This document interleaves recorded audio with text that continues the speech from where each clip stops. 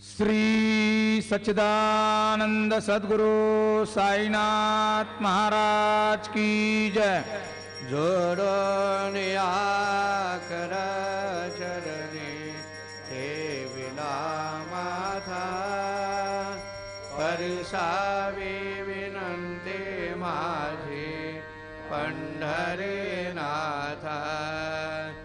असो नसो भाव आलो तुझी आठाया कृपा दृष्टी पाहे मजकडे सद्गुरु अखंडित सावे ऐसे वाटते पाहे सांडोनी संकोच ठाव थोडासा दे तुका म्हणे देवा माझी वेणी वाकुडे नामे भव पाश हाते आपुल्या तोडे उठा पांडुरंगा प्रभात समयोपातला वैष्णवांचा मेळा गरुड पारी दाटला गरुड पासून महा द्वारापर्यंत सुरवरांचे मांडे उभे जोडोने हात शुक सणकादिक नारद तुंबर भक्तांच्या कोटी त्रिशूल डमरू घेऊन उभा गिरजेचा पती कलियुगीचा भक्त नामा उभा कीर्तने पाठी मागे उभे डोळा लावण्या जने उठा उठाशी साईनाथ गुरु चरण कमल दावा आधि व्याधि भवताप वारुणे तारा जड जीवा गेली तुम्हा सोडुनिया भवा समरजनी विलया परिहे अज्ञानासी तुमचे भुलवियोग माया शक्ति न मायत किंचित हि पिजला साराया तुम्ही सतीते सारुनि दावा मुख जनताराया भो साईनाथ महाराज भवति मिरनाश करवी अज्ञाने अमेकिते तव वर्णावे थोरवे ते वर्णिता भागले बहुवदनी शेष विधि कवी सकृप होनी महिमा तुमचा तुम्हेच वदवावा आधि व्याधि भवताप वारुणी तारा जड जीवा उठा उठाशी साईनाथ गुरु चरण कमल दावा आधि व्याधि भवताप वारुणे तारा जड जीवा भक्त मने सद्भाव धरोणी जय तुमानुसरले ध्यायास्तवत दर्शन तुमचे द्वारी उभे ठेले ध्यानस्था तुम्हास बाहुणे मनामुचे धाले परित्वद्वचनामृत प्राशायाते आतुर झाले उघडो नेत्र कमला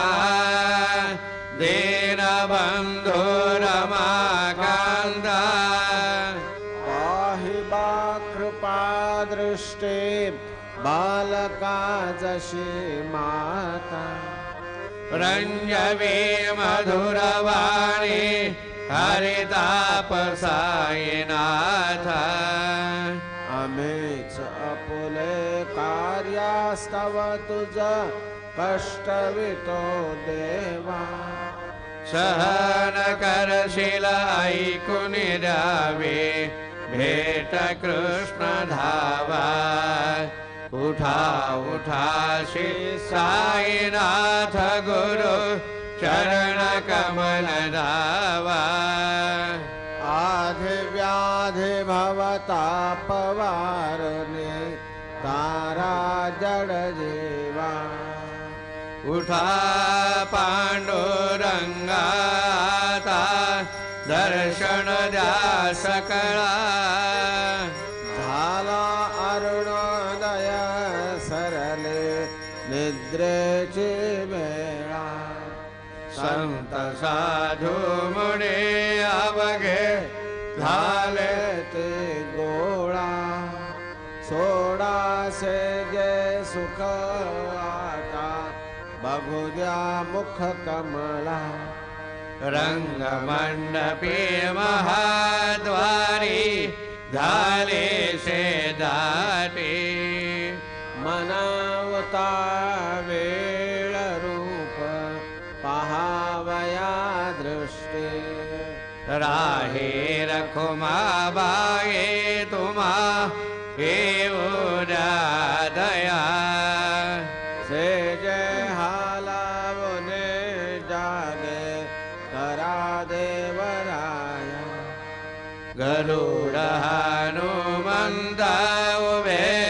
पाहती वाट स्वर्गीचे सुरवर घेऊने आले बोभाट झाले मुक्त द्वार लाभ झाला रोकडा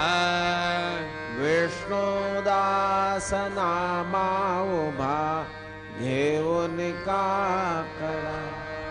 घेऊन पंचारती करू बाबांची आरती उठा उठा हो बांधव ओवाळू हार माधव करून आसी रमना पाहू गंभीर हे ध्यान कृष्णनाथा दत्त साई जडो चित्ता तुझे पाय काकड आरती करीतो साईनाथ देवा चिन्मय रूप दाखवे घेऊने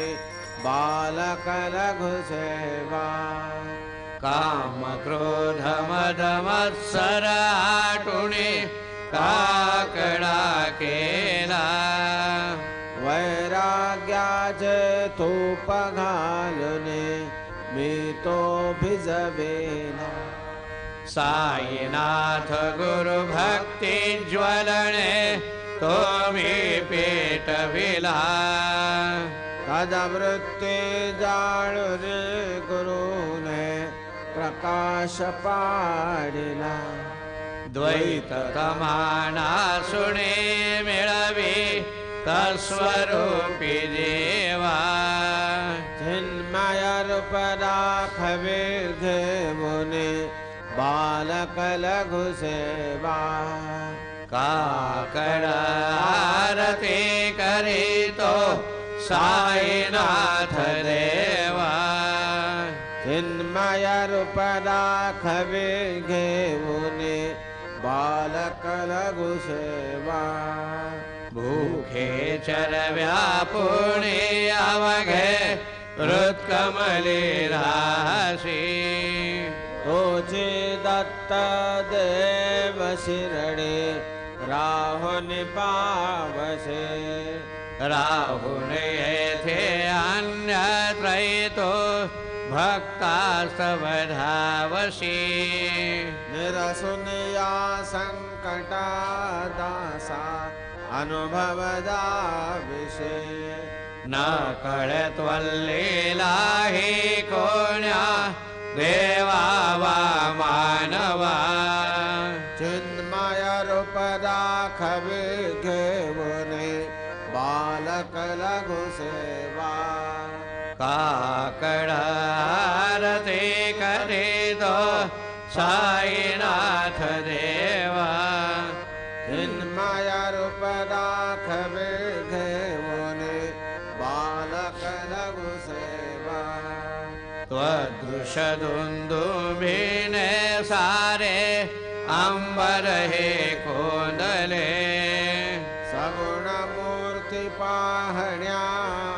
तुर जन शिरडी आले प्राशुनि त्वद्वचनामृतमुचे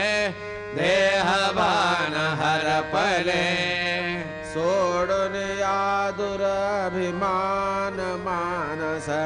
त्वच्चरणी वाहिले कृपा करोनी साई माऊले दास पदरी घ्यावा चिन्मय रूप दाखवे घेऊने बालक लघु सेवा काकड आरती करीतो साईनाथ देवा चिन्मय रूप दाखवे घेऊने बालक लघु सेवा भक्तीची पोटी बोध काकडा ज्योती पंच प्राण जिवे भावे ओवाळू आरती ओवाळू आरती माझ्या पंढरीनाथ माझ्या साईनाथ दोन्ही कर जोडून चरणी ठेविला माथा काय महिमा वर्णो आता सांगणे किती कोटी ब्रह्म हत्या मुख पाहता साठी राही रखुमाबाई उभ्या दोघी दोबाही मयूरपेच्छा मरे ढाईते ठाईंचे ठाई तुका मने दीप घेऊनी उन्मणित शोभा देवरी उभा दिसे लावण्य गाभा उठा साधू संत साधा आपुलाले हिता जाईल जाईल हा नरदेह मग कैचा भगवंत उठून या पाडे बाबा उभा सेविते चरण तयांचे गोमटे अमृत दृष्टी अवलोका उठा उठा हो वेगे शीतला जाऊया राऊळाशी जळतील पातकांच्या राशी काकड आरती देखलिया जागे करा रुक्मिणीवरा देवा हे निज सुरात वेगे निंबलो न करा दृष्ट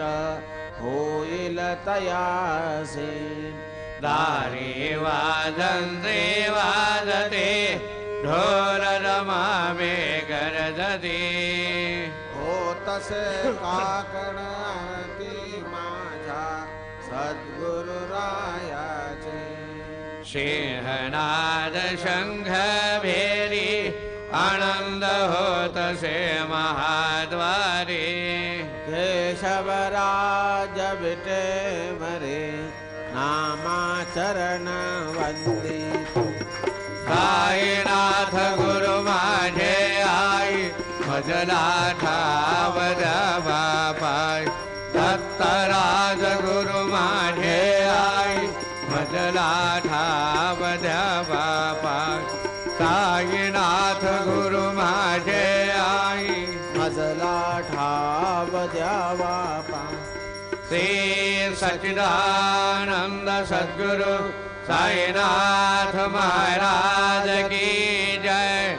प्रभात समये नभा शुभ रवि प्रभा भाकरी स्मरे गुरु सदा समय द्या ठळे नाकले मनोन कर जोडून करू आता गुरु प्रार्थना समर्थ गुरु साईनाथ पुरावे मनोवासना तमाने रसी भानुहा गुरु ही नाशी अज्ञानता परंतु गुरुचे कधे न रवे कधे साम्यता गुणातिमिर जन्म गे गुरु कृपेनी अज्ञानना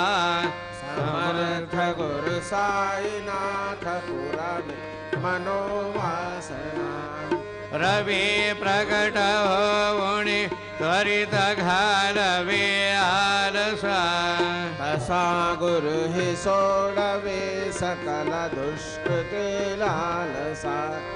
हरोनि अभिमान हि जडवितात्पदे भावना समर्थ गुरु साईनाथ पुरावे मनोवासना गुरु शिव उपमादिश विधि हरि हरांचे उणे कुठून मगये येते कवनिया उगे पाहुणे तुझेच उपमा तुला वरविशोभते सज्जना समर्थ गुरु साईनाथ पुरावे मनोवासना समाधि उतरणिया गुरु सलाम शेरे करे स्वधीय वचनोक्ति ते मधुर वारिते साकरे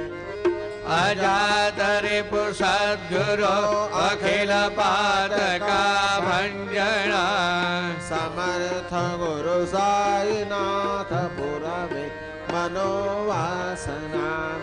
आहासु समयासिया गुरु उठोनिया बैसले विलोकुन पदाश्रिता तदिया आपदे नाशिले असा सुहित कार्या जगति कोनि अन्यड़ा समर्थ गुरु साईनाथ पुरावे मनोवासना असे बहुत शाहना परिण जा गुरु ची कृपा न तत्स्वहित त्याकडे करीतसे रिकाम्या गपा जरी गुरुपदा धरी सुदृढ भक्तीने तो मना समर्थ गुरु साईनाथ पुरावे मनोवासना गुरु विनती मी करे हृदय मंदिरे आबसा समस्त जग हे गुरु स्वरूप ठसो मानसा घड सतत सत्कृते मदे जगत पावना समर्थ गुरु साईनाथ पुरावे मनोवासना प्रेमे अष्टकाशे पढून गुरुवरा प्रार्थिते जय प्रभाते त्यांचे चित्तास देतो अखिल हरुनिया भ्रांति में नित्य शांति ऐसे हे साईनाथ कथुनि सुचविले देविया बालकाशी देवी त्या कृष्ण पाय नमुनि सविनये अर्पितो अष्टकाशी श्री सच्चिदानंद सद्गुरु साईनाथ महाराज की जय। साई राम नजर करना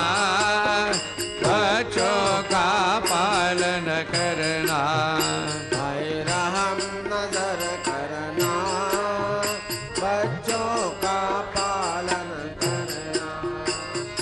जाना तुमने जगत पसारा सब ही झूठ जमाना जाना तुमने जगत पसारा सब ही झूठ जमाना साई रहम नजर करना बच्चों का पालन करना साई रहम नजर करना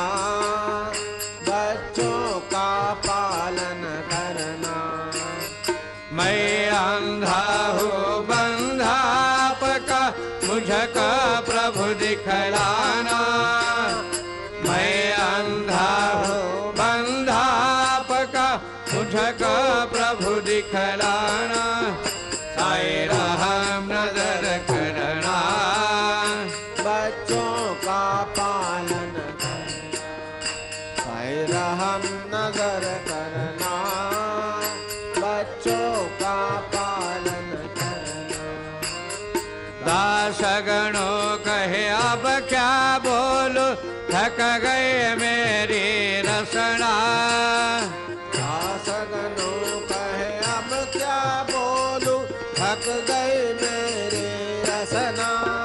साई रहम नजर करना बच्चों का पालन करना साई रहम नजर करना बच्चों का पालन करना रहम नजर करो अब मोरे साई तुम बिना नहीं मुझे माँ बाप भाई रहम नजर करो मैं अंधा हूँ बंधा तुम्हारा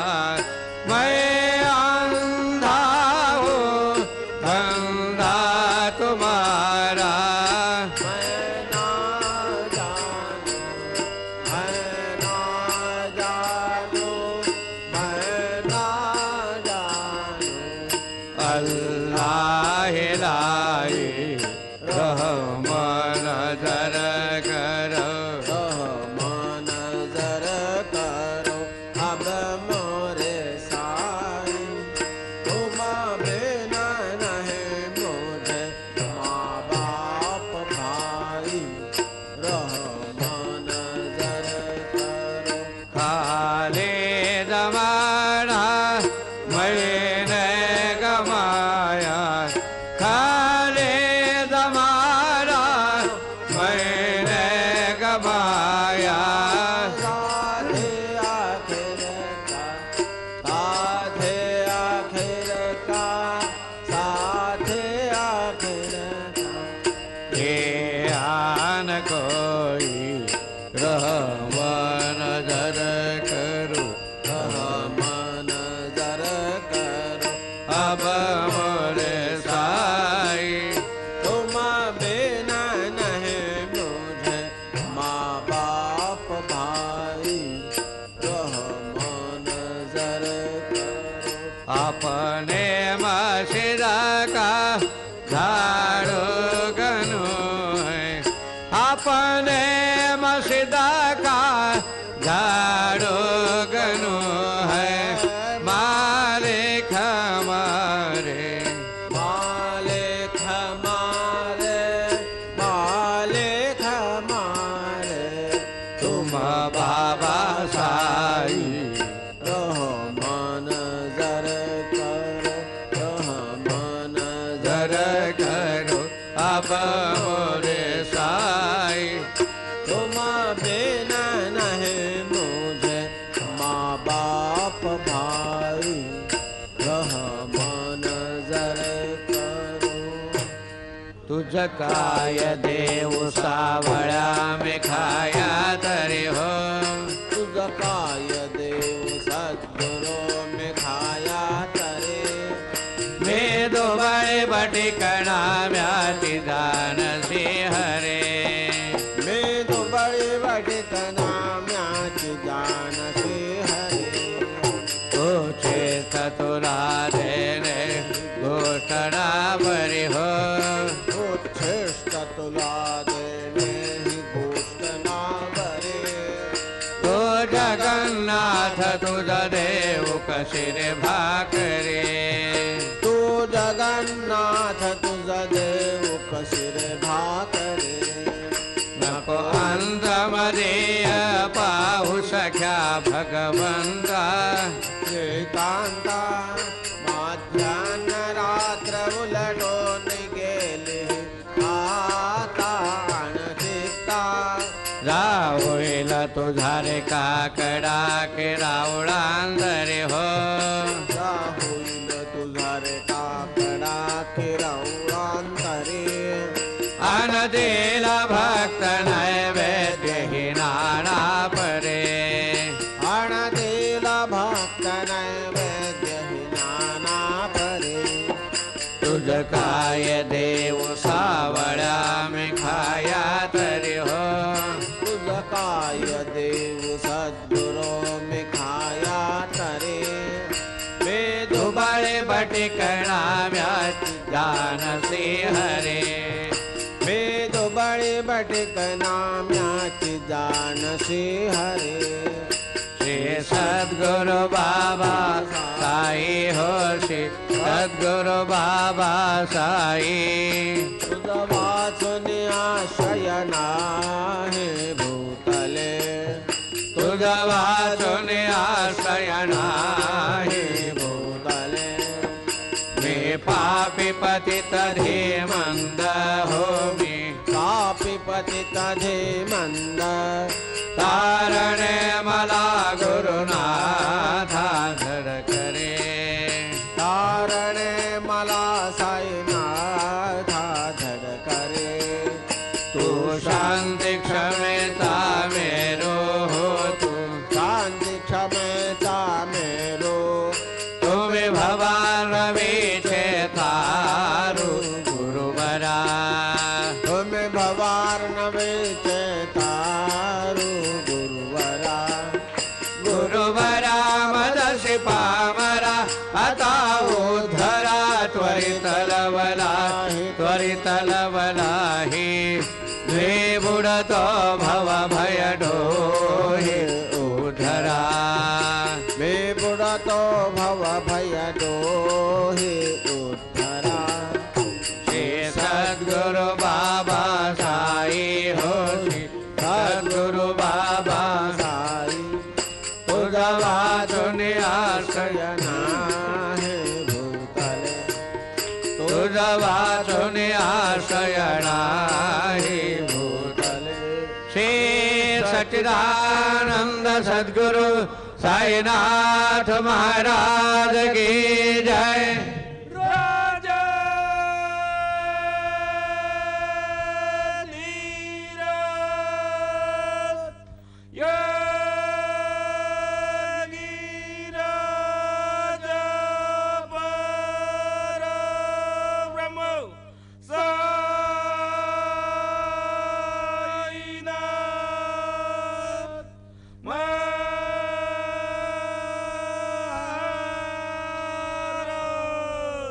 श्री सच्चिदानंद सद्गुरु साईनाथ महाराज